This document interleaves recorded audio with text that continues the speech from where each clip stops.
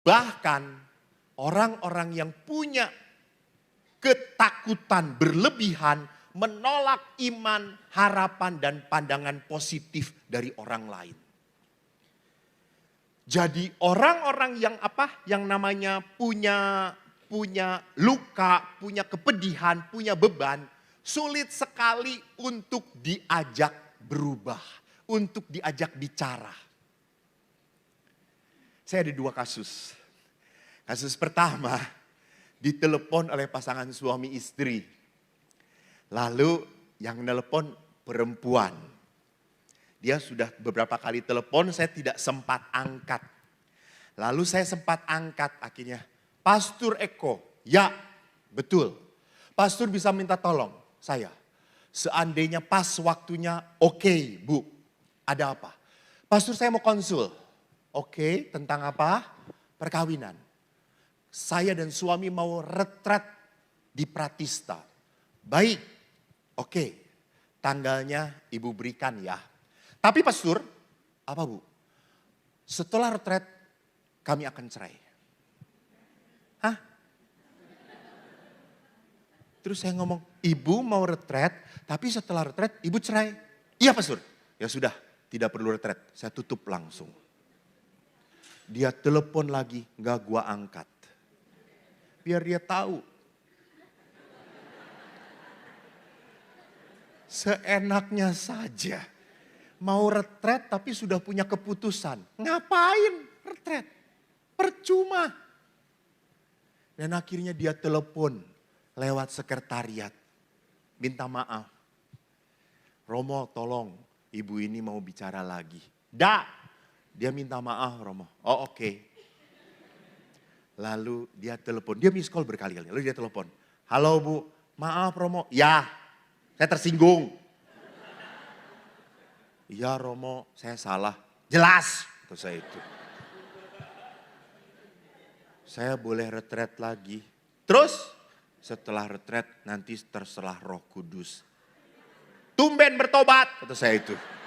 Ya Romo, saya tahu ada Tuhan. Oke, baiklah. Akhirnya mereka retret. Masalahnya memang kelihatannya sepele tapi memang berat. Tapi apa yang saya mau katakan, setelah dia terbuka, dia 2 hari retret, kita bicara, kita ngobrol. Halo, setelah retret kita misa bertiga. Lalu istrinya berkata apa? Romo, saya tadi dengan suami sudah sepakat. Apa sepakatnya? Setelah retret ini kami akan bulan madu. Wow, kata saya tuh. Romo ikut ya? Enggak, kata saya, ya Allah gitu ya. Lu berdua, aku kambing conge di belakang gini-gini, ngapain kata saya itu.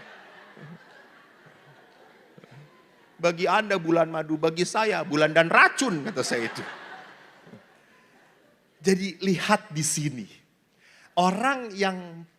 Kalau orang yang punya kemarahan, punya kejengkelan, kekhawatirannya sudah berat, sulit sekali diberi masukan, sulit sekali. Itu tadi keras kepala.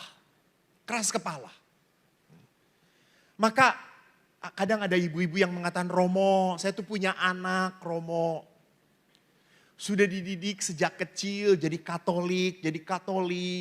Tiba-tiba setelah besar dia lari dari Katolik, pacaran dengan yang tidak Katolik, menikah, pindah agama, pindah gereja. Gimana Romo? Kata saya, gimana apanya? Ya saya, ya sudah, you are okay.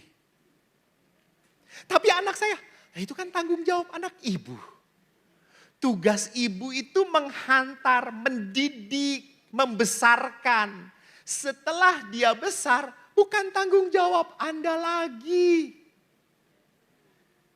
Ibu-ibu Anda harus punya batas. Mana saat Anda mendidik, mana saat anak Anda bisa diatur, mana saat anak Anda terbang. Lepaskan. Anakmu bukan milikmu. Memang dia lahir melalui engkau, tetapi dia punya sang kehidupan. Dan ini gak gampang, betul. Banyak ibu-ibu yang merasa putus asa, kecewa, gagal. Romo, saya gagal membesarkan anak. Padahal dia memang sudah begitu bertanggung jawab, sudah begitu baik. Gitu ya. Tetapi setelah besar, yang namanya anak punya pergumulan rohaninya masing-masing. Punya pergumulan imannya masing-masing. Saya itu dekat dengan satu keluarga, dia punya anak, aneh juga. Bulan ini, bulan berapa? Bulan ini ya katakanlah. Saya telepon dia, karena saya kadang-kadang butuh dia. Lu ada di mana? Gereja Betani. Hah? Lu kan Katolik. Pacar saya Betani. Oh oke. 2 bulan kemudian saya tanya, lu ada di mana? Pentakosta. Lah, kenapa? Pacarnya yang baru Pentakosta. 3 bulan kemudian kata saya, lu bisa di masjid, pasar kamu apa, haji, kata saya, ya Allah. Jadi bagi anak muda, no problem pindah agama. Bagi anak muda tidak masalah pindah gereja. Nggak ada rasa bersalah, tidak ada rasa nggak enak, nggak ada. Mereka ingin try segala-galanya, nyoba segala-galanya, gitu ya. Lalu Anda sendiri yang sudah mendidik, yang sudah baikan, yang sudah dipupuk, gitu merasa jadi sia-sia. Why? Kenapa? Tugas Anda ada batasnya. Tidak harus apa yang Anda rancangkan terjadi seperti yang saya mau. Hah? Coba di sini angkat tangan. Saya kasih hadiah lah yang angkat tangan. Yang sudah menikah. Angkat tangan. Nanti dulu, pertanyaannya juga belum.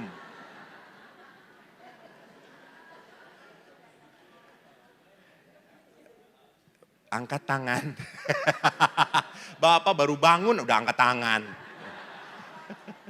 Pertanyaan saya adalah, siapa yang selama hidup perkawinannya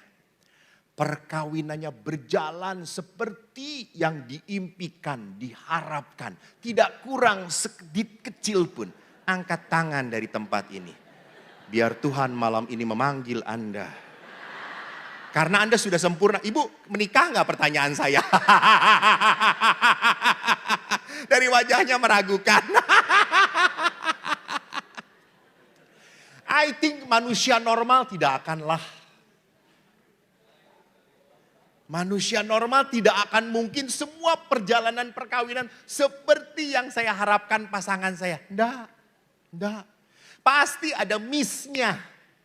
Bahkan banyak beberapa pasangan berkata, Pastor, saya kok merasa salah pilih ya. Ya, ada beberapa pasangan yang merasa saya salah pilih. Dulu dia begitu baik, Pastor. Dulu dia begitu sayang. Dulu dia begitu penuh perhatian. Dulu kan iklan. Yang namanya iklan itu selalu baik. Nah, kalau sudah masuk ke kenyataan, Anda menemukan keaslian. Walaupun kemarin saya sempat kaget, dijemput sama suami istri. Istrinya di pinggir, saya suruh di belakang. Biasanya saya di depan bapaknya nyupir. Romo di belakang aja. Oke, istrinya di samping. Dan setelah sampai itu, selalu bapaknya membukakan pintu istrinya. Sampai 3-4 kali itu saya, Edan bapak, sayang banget pak, hormat banget. Kenapa? Bapak bukakan pintu istri. Emang bapak sayang? Bukan, itu gak bisa dibuka dari dalam. Oh alah, kata saya itu. Saya pikir you really love your wife, kata saya. Enggak lah, biarin aja dia buka sendiri gitu. Oh jadi bukan bahasa apa saya? Mana, nggak ada sayang, kata si bapaknya.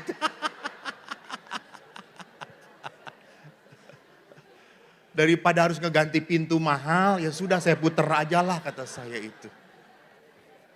Jadi ibu-ibu rusaklah pintu kiri Anda, nanti biar si bapak bukain.